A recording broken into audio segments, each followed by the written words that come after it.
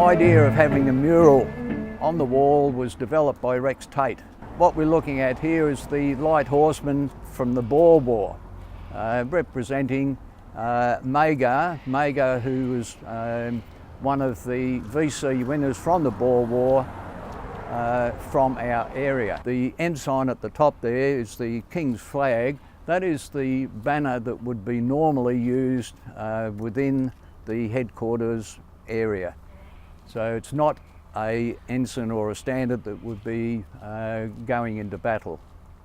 Our mural is a timeline of history of Alexandra people and basically the people of Australia who went to war.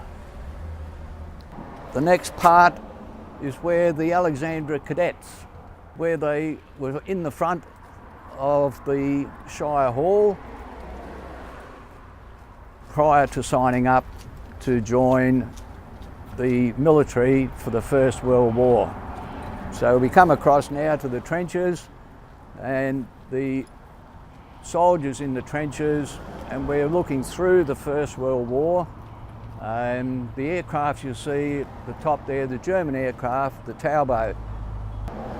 But the aircraft strafed the Magar. He was injured and on the 1st of November died as a result of his injuries. You'll also see going through the mural the change in the style of the aircraft, the change in the style of the uniforms as technologies change. And we'll come down and you can see also we have the women. The only women in the First World War were those of the nursing corps, and the women really did their bit for the country because they stayed behind and they kept the nation running and they kept the industries going. The Navy was also involved, and we have Army, Navy and Air Force, and so the representation we have is of a convoy of ships and the sailor on lookout. So moving down, we come to the period of the Second World War, through to the second part of the Second World War up into New Guinea. Now you'll see up the top there, we've got the Liberator, the bomber, one of the bombers that Rex Tate actually flew during the Second World War. And notice also, even in the jungle warfare, the troops were still wearing the desert style uniform. Didn't seem to blend with the native terrain. And we've got the Fuzzy Wuzzy Angels who helped through New Guinea, especially up around Kokoda. So we have the submarine, and that was part of the one of the major defences, because the submarine was very efficient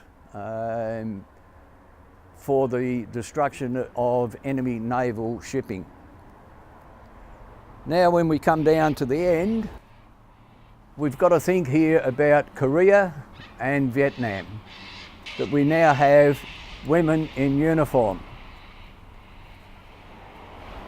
The unsung heroes of this are the children. Down the wall of our car park, we're looking at extending that in the future. Hopefully there'll be something in there representing East Timor, and also looking towards Iraq, Afghanistan and our conflicts in Syria. And possibly somewhere in there will also be our, for our peacekeepers, because peacekeepers were right throughout the world, especially in Africa, Somalia and places like that. Behind me, to my right, you'll see the barcode. Now the barcode are the ribbons to symbolise which conflicts you've taken part in. You'll notice the one that has Vietnam written on it, that is from the Australian government. It's in relation to service overseas. The second one in, which is that section, that panel there, That was the ribbon struck specifically for Vietnam. It doesn't have a bar across it or a tag across it because that barcode is specifically for Vietnam. The red and the white one, that's the Australian medal. That was struck, I can't remember the exact date, but it was quite some time after. It's only a very recent striking of medal. And the last one, the green and white, that was issued at the time by the South Vietnamese government for 6 months or more service in Vietnam. You'll probably see a lot of vehicles driving around with this barcode on the back, or one that's very similar. It's like a sort of tagging, if you want to put it like that, that I can go anywhere, and if I see one of those and there's someone, say, leaning on the vehicle, that just walk up and you introduce yourself. It's like a brotherhood. It's something where we are accepted, because when we came back we were not really well accepted by the general public, so we stick together as a little group, if you like to put it that way. And it's just recognition, and something I'm proud to display that on the back of the car.